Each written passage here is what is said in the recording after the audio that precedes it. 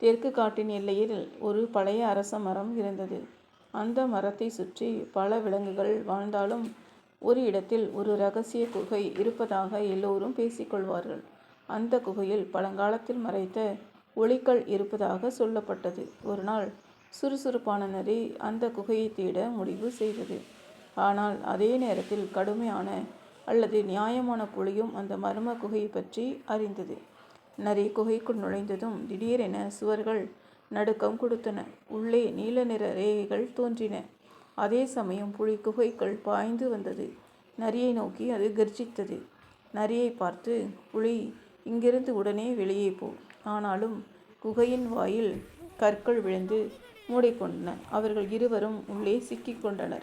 நடுங்கிக் கொண்டிருந்த நரியை புலி அமைதியாக பார்த்து, பயப்படாதே, நாம் இருவரும் இணைந்தே வெளிவரலாம். ஒளிகள் பிரகாசித்தது. குகையின் சுவர் மெதுவாக பிளந்து வெளிச்சம் ஏற்பட்டது. அவர்கள் இருவரும் ஓடிச் சென்று வெளியேறினர்.